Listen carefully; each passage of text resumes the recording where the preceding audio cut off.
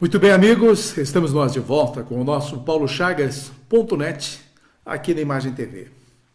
Eu tenho vários assuntos a trazer para vocês, inclusive vou seguir, dar uma sequência do que está escrito no blog paulochagas.net para que a gente não se perca hoje no que a gente tem a falar.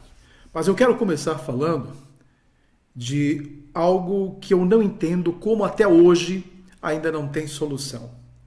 Eu moro em Lages há 21 anos. E desde esse tempo a gente observa que na rua Otacílio Vieira da Costa, aqui próximo à Praça Joca Neves, a Concha Acústica Joca Neves, tem uma residência que mantém até hoje um barranco, né? E não tem a calçada. Isso no centro da cidade, numa das ruas mais movimentadas do município. E eu lembro que já eram feitas cobranças do tempo da prefeitura enquanto Raimundo Colombo era o prefeito. Continuaram as cobranças no tempo do Renatinho. Seguiram-se as cobranças no tempo de Eliseu Matos. E agora, no novo tempo, com Antônio Seron, a gente tem dado esse toque a respeito desta rua, com este barranco, como se fosse hoje talvez tombado pelo patrimônio público e ninguém pode mexer. O mais incrível é que nesse barranco só há um carreirinho para que as pessoas passem. E nele foi construída uma parada de ônibus. Tudo isso parece hilário. Mas o barranco está ali, intocável, sem a mínima possibilidade de que as pessoas com deficiência possam acessar, ou seja, sem acessibilidade. Enquanto isso, a gente sabe que nos bairros, em outros locais, as pessoas estão sendo notificadas porque não construíram as suas calçadas.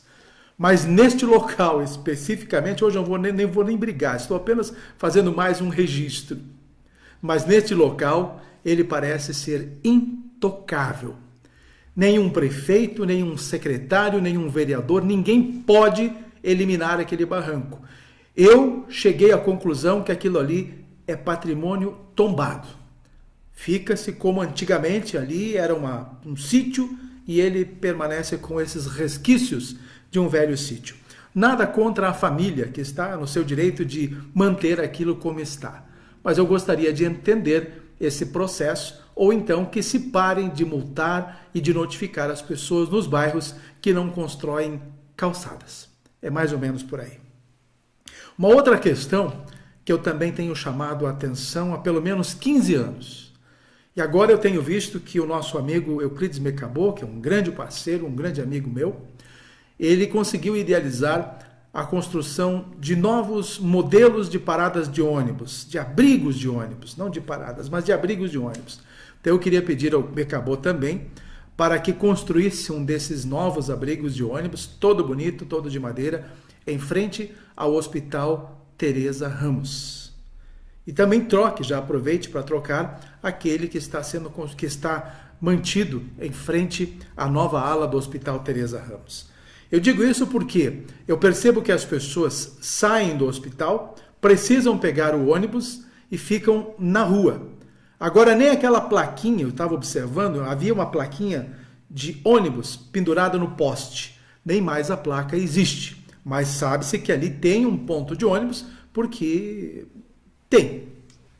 Agora, quando chove, as pessoas têm que se abrigar dentro de um barzinho, uma lanchonete que tem logo ali, junto a essa parada de ônibus. Eu não entendo por que não dão essas condições às pessoas que precisam de um abrigo de ônibus quando saem do hospital, se convalescendo normalmente, ou as visitas e tudo mais, e não tem onde então se abrigar à espera do ônibus. Quando chove, ficam no barzinho ou na lanchonete, o ônibus chega, saem correndo para pegar o ônibus. Eu já estive observando isso muitas e muitas vezes, mas isso parece não interessar a nenhuma gestão municipal. Vamos em frente. A semana que passou, a decisão do governador Eduardo Pinho Moreira em cancelar todas as matrículas dos ensinos técnicos nos Centros de Educação Profissional de Santa Catarina, os SEDUPs, deu o que falar. Aliás, acredito que seja um tiro no pé do governador no momento em que se busca e busca dar à comunidade o máximo possível em termos de educação, qualificação, ensinos técnicos, entre outras oportunidades, para que as pessoas tenham chance de ingressar-se no mercado de trabalho. Muito bem, essa decisão do governo do Estado, da Secretaria de Educação, atingiu em cheio centenas e centenas de pessoas em todo o Estado de Santa Catarina, que já estavam, inclusive, matriculadas para esse segundo semestre, se não estavam, já iriam se matricular para exercer a possibilidade de fazer um ensino técnico e buscar vagas e oportunidades no mercado de trabalho no futuro, tiveram então que desistir. Até mesmo os professores estão bastante preocupados, não sabem qual vai ser o destino deles, se vão ser demitidos, se vão entrar em férias por 6 meses, não sabem se vão continuar ganhando, enfim, uma preocupação constante em todos os segmentos da sociedade catarinense. O meio político está aproveitando, e na verdade precisa mostrar a sua cara, está tentando fazer com que haja uma reversão dessa decisão do governo do Estado, da Secretaria de Educação. Foi cobrado do deputado estadual Gabriel Ribeiro providências para que o SEDUP de Lages permaneça em atividade. Agora, esta semana, a partir desta terça-feira, comissões de vereadores aqui de Lages vão acompanhar toda essa discussão lá na Assembleia Legislativa, porque o assunto realmente está ganhando vulto e merece destaque em todo o estado de Santa Catarina. Eu não entendo como é que um governo tenta uma medida impopular como essa, depois buscar votos para eleger o seu candidato ao governo do estado de Santa Catarina, pois ficará marcado como um governo que não tem preocupação, não tem interesse em propiciar educação e muito menos ensino técnico às pessoas, aos cidadãos do seu estado. Então, a gente vai torcer para que os vereadores que estão aí com essas comissões indo a Florianópolis para acompanhar essa mobilização em torno do assunto lá na capital, junto à comissão externa, que é uma comissão externa formada pelos vereadores e que vão estar então em Florianópolis, tomara que obtenham êxito neste objetivo deles. Por falar em Câmara de Vereadores, eu vou seguindo agora a ordem do que está postado aqui no paulochagas.net no meu blog, sobre o afastamento do vereador Chagas, que está se convalescendo, está em tratamento médico e abriu então a vaga para o suplente, o vereador Pastor Marcelo Soares. Eu quero fazer um adendo aqui nesta questão. Eu tenho ouvido críticas e lido algumas coisas falando que o pastor teria que ficar na sua igreja, que não tinha que estar indo para a Câmara de Vereadores, que tem que ficar pregando a fé, a palavra de Deus, entre outras coisas. Gente, se nós vivemos num Estado democrático, todas as pessoas têm o direito de assumirem o caso, uma condição na Câmara de Vereadores, principalmente. Seja ele vereador, seja ele professor. Então, se nós fôssemos proibir a presença de um pastor na Câmara de Vereadores, porque ele tem que estar pregando a palavra de Deus e tudo mais, como dizer então para o professor? Então, o professor tem que ficar na sala de aula? Não teria o direito de ir à Câmara de Vereadores e ser um legislador? Como dizer então a um advogado, ele teria que ficar no seu escritório e não mais ir à Câmara de Vereadores porque ele é advogado e tem que defender, tem que fazer o trabalho de defesa dos cidadãos? Enfim, qualquer profissão, qualquer trabalho que a pessoa exerça, não impede, dentro do espírito democrático deste Brasil, de exercer a vaga de vereador. Então, vamos deixar que o pastor Marcelo Soares cumpra com o seu dever. Não é a primeira vez, né, que um pastor assumiu a condição de vereador. Tivemos até há pouco tempo o pastor Mendes, quantos mandatos? E nunca ninguém questionou essa questão. Mas então tá, pastor Marcelo assumindo então a vaga do vereador Chagas, que está em tratamento de saúde. Nessa mesma questão, com a saída do vereador Chagas, ele que era primeiro vice-presidente, precisou então com que outra pessoa, outro vereador, assumisse essa condição. Coube ao vereador José Amarildo Farias, que vai ocupar este posto, inicialmente por 60 dias, e depois, se for preciso, a promulgação de mais alguns dias, seja então 180, e caso o vereador Chagas não consiga retornar em 6 meses, Amarildo então será efetivado na vaga de primeiro vice-presidente. É mais ou menos isso. Na sequência de nossas postagens, pessoal, ontem acompanhei a posse do novo reitor da Uniplac. O professor Luiz Carlos Flegger repassou então o título, o cargo ao novo reitor. Ele que esteve muito prestigiado pelo prefeito Antônio Seron, diversas outras autoridades também da nossa cidade, né, que estiveram por lá, outros reitores de municípios diferentes, de outras instituições, prestigiaram. Trata-se do professor e mestre Caio Henrique Coelho, o mais novo reitor até hoje, então, da Universidade do Planalto Catarinense. E nós, como estamos hoje como acadêmicos da Universidade do Planalto Catarinense, aliás, cursando o jornalismo, curso nota 5 no ENAD, está aí, então, a recomendação a você que queira fazer jornalismo na Uniplac e acompanhar a nova gestão do Caio. Vamos torcer, então, para que tudo dê certo e o sucesso é desejado a ele, também aos novos pró-reitores, o de ensino, Alexandre Trípoli Venção, e de Cristina Keiko Yamaguchi, que é a pró-reitora de pesquisa, extensão e pós-graduação. A posse, então, foi bastante prestigiada no final da tarde desta última segunda-feira. Novidade no trânsito da cidade de Lages. Toda a João de Castro passa a ter sentido único. Ou seja, ela já tem sentido único do centro até pelo menos a Marechal Deodoro, aquela avenida da Marechal Deodoro. A partir dela, atravessando, aí vem a sequência em sentido único, até o antigo Colégio Univeste. Passa a sinaleira e segue então em sentido único. Antes da Marechal e até o Univeste, ela tinha sentido duplo. Mas é uma rua bastante estreita, bastante complexa, então melhora bastante agora o fluxo, até porque ali naquela sinaleira são 4 tempos mais 2 tempos para pedestres. É uma das sinaleiras mais demoradas da cidade de Lages. Eu digo isso porque é o meu trajeto para ir para casa. Eu moro ali no Copacabana, subo sempre a João de Castro e depois pego a Benjamin Constant e desço até o bairro Copacabana. Agora, esta sinaleira passará desta quinta-feira, quando haverá essa modificação, com 3 tempos. Então, será mais rápido agora a liberação do trânsito, espero, ali neste contexto, nesse trecho da Marechal Deodoro com a João de Castro. Está aí uma mudança importante. Aliás, as ideias passadas, que já foram ventiladas no governo de Eliseu Matos, quando os secretários de trânsito, entre outras pessoas, já pensavam em fazer algumas mudanças. Depois veio a nova administração de Antônio Seron. Este assunto também retornou à pauta, ou seja, a transformação de binários na descida da Frei Gabriel até a Uniplac e depois, então, no retorno ao centro pela rua Anastácio da Silva Mota, aquela que fica quase em frente do Sesc, em frente à rodoviária, e você desceria, passa a ponte da Belisário Ramos e subiria então a Anastácio da Silva Mota em direção ao centro. Esta era a ideia para desafogar o movimento do trânsito nestas ruas.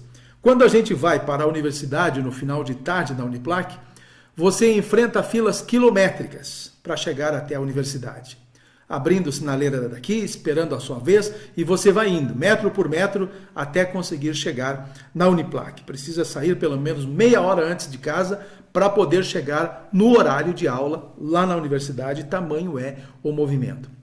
Então, a gente não sabe mais como fica isso, desde a saída do ex-diretor da diretoria de trânsito, o executivo de trânsito Jacinto Betti, e ele contava que estava trabalhando na formatação destes binários, na Frei Gabriel e na Anastácio Silva Mota.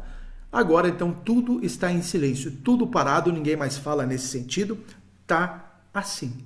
A gente, pelo menos, gostaria que alguém nos dissesse, digo, olha, não vamos mais fazer nada, parou o projeto, acabou, vamos manter como está o funcionamento do trânsito nessas ruas e pronto, ponto final. Acabou então a história, mas a gente não sabe se vão transformar esses binários. Também a gente aguarda novidades com relação Inclusive, o Jacinto Betti falava que ali, na direção do Santa Helena e Copacabana, né, tomariam providências junto a São Joaquim, que hoje está extremamente movimentada, e toda hora a gente tendo que atravessar para seguir o bairro Santa Helena e o Copacabana, tomariam providências fazendo também via única, provavelmente na 7 de setembro e na Benjamin Constant. Isso tudo também está em completo silêncio, não se muda mais. Com relação a Papa João XXIII, que havia todo um processo de remodelação da Papa João XXIII, com a saída de Jacinto Betti também morreu. Não se sabe se era só ideia do ex-executivo, e que agora não se toma nenhuma providência, mas a Papa João XXIII está daquele jeito. Na descida, pista dupla, e na subida, pista simples. E a mudança era para acontecer enquanto estava na gestão o diretor Jacinto Betti. Depois que ele saiu, ninguém mais falou nada, apenas ficaram em silêncio. Aliás, vou cobrar isso do Clayton para saber o que está acontecendo nesse sentido. Mudando de assunto, mas seguindo nossa postagem aqui no blog, bastante interessante o evento que está sendo programado para o dia 21 de julho, para acontecer no Parque Jonas Ramos, aqui na cidade de Lages. O primeiro Lages Matsuri, que vai comemorar os 110 anos da imigração japonesa no Brasil. A expectativa é para que o tanque esteja bastante florido, né, para que dê realmente um contorno bacana nesta comemoração e que aconteça de maneira bem mais completa. O evento é promovido por mais de 70 membros da Associação Cultural Nipo-Brasileira de Lages, a CNBL, e também a Fundação Cultural de Lages, que passa a ser parceira na organização deste evento. Bacana, vamos acompanhar para ver como é que vão se comportar, e na verdade é uma novidade, né? É bastante interessante esse trabalho dos japoneses, da imigração japonesa, que oficialmente chegou no Brasil no dia 18 de junho de 1908, né? Mas então, a abertura está marcada para as 11 horas da manhã, lembro vocês, no próximo dia 21 de julho, para acompanhar, num sábado. Então, tá aí um recado com bastante atrações, com comida típica japonesa, né? E apresentações do taiko, que são tambores japoneses, danças tradicionais, artes marciais, exposições, oficinas de mangá, origami e também de bonsai. E a gastronomia com a venda do pastel japonês, sushi, entre outros pratos da gastronomia japonesa. Bastante bacana. E aí nós vamos entrando também novamente na questão política, porque a sequência do blog é assim, nós temos vários assuntos. O pré-candidato ao governo do estado, o Gelson Merizio, do PSD, não tem poupado palavras criticando os adversários, principalmente aqueles principais que ele vai enfrentar nestas urnas. Ele alega que o atual governo de que estaria com dificuldades para pagar as suas contas. E ele diz que o governo do MDB é PhD em atrasar salários. A equipe está à frente das finanças do Estado hoje, diz ele, que é a mesma que entregou o governo do Estado em 1997, com 4 folhas atrasadas. E agora, então, ameaça atrasar a parcela do 13º salário, que é inaceitável, segundo o Merizio, justamente quando o Estado divulga 8% de aumento na receita comparado ao ano passado, contra uma inflação de apenas 3%. E aí, Merizio diz que a prova de que há dinheiro é o repasse de 200 milhões em convênio feito às prefeituras do MDB nos últimos 90 dias. Ou seja, o MDB está servindo, então, as prefeituras que são aliadas e não está pensando, talvez, na manutenção dos salários e o 13º do funcionalismo público. É uma crítica bastante contundente, bastante pesada de parte do pré-candidato ao governo do estado de Santa Catarina, Gelson Merizio, especialmente ao atual governo comandado agora por Eduardo Pinho Moreira. Da política pulamos ao esporte. Bacana o que está acontecendo. As acadêmicas da Uniplac convocadas para uma seleção brasileira para a disputa do primeiro campeonato pan-americano universitário que acontecerá em São Paulo entre agora os dias 9 e 19 de julho. 6 atletas aqui de Lages, inclusive uma lagiana, estarão então participando junto à seleção brasileira de futebol de salão feminino, disputando pela seleção brasileira universitária na modalidade de futebol de salão feminino. Aqui o nome delas, as alas Rúbia, a Armandinha, a goleira Juba, quem mais? A fixa Amanda Souza, a pivô Gi Costa e ainda a auxiliar técnica Rafaela Nicoletti. Todas, então, por Lages na seleção brasileira universitária. No final de semana, uma das grandes notícias no meio político acabou movimentando realmente os bastidores. Foi uma notícia que acabou repercutindo bastante, o fato da condenação por improbidade administrativa, por crime de peculato há 3 anos, 10 meses e 20 dias, em regime aberto, ao vereador David Moro, do MDB, e também ao Adilson Apolinário, do PSDB. Também foram condenados a restituir aos cofres públicos mais de R$70 mil. Ainda segundo, então, David Moro, naquela ocasião, o promotor de justiça exigiu a assinatura de um termo de ajuste de conduta, um TAC, e devido a esse desvio de função e a contratação de uma funcionária para o exercício de outra atividade no gabinete dele. Ou seja, a funcionária foi contratada por uma coisa e ficou servindo particularmente o vereador. O mesmo, então, ocorreu com o vereador Adilson Apolinário, ele que assinou, era o presidente da mesa naquela época. De qualquer maneira, eles também estão sendo acusados por peculato, e peculato nada mais é do que um crime que consiste na subtração ou desvio por abuso de confiança de dinheiro público ou de coisa móvel apreciável para aproveito próprio ou alheio por funcionário público que administra ou guarda abuso de confiança pública. Tá? Então, eles acusados de peculato.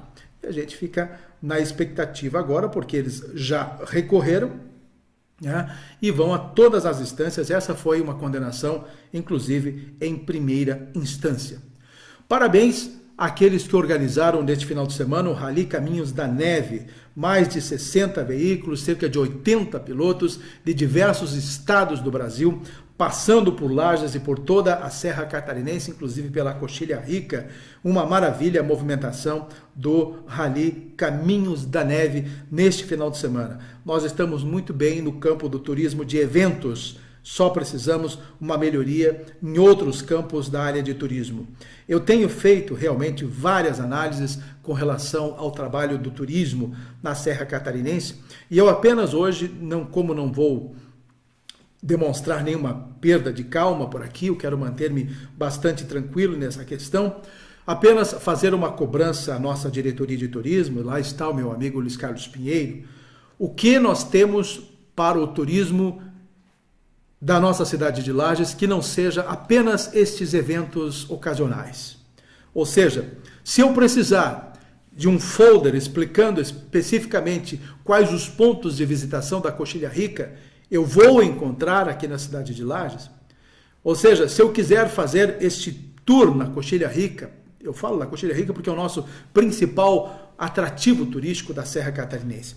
Isso porque, gente, todos os finais de semana, ou pelo menos todos os meses, as nossas fazendas rurais recebem dezenas de turistas estrangeiros vindos dos Estados Unidos, da Europa, de diversos países da Europa, e vêm participar. Ficam uma semana toda, 10 dias, comungando das belezas naturais aqui da nossa região serrana, especialmente da Coxilha Rica, participando de cavalgadas, conhecendo tudo por lá e a nossa gastronomia farta nestas fazendas.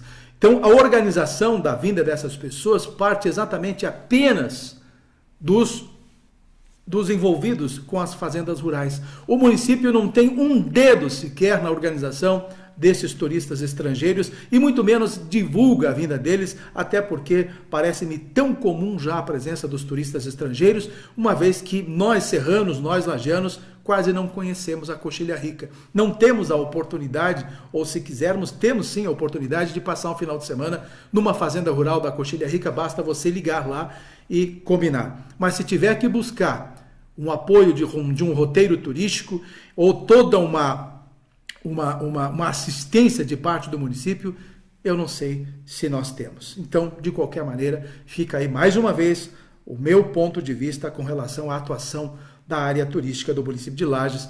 Nós não temos, muito menos no parque ecológico, que poderia ser hoje no turismo ambiental, no turismo ecológico, um final de semana você passando naquelas matas, passeando e explorando as matas do turismo rural. Aliás, do turismo ecológico.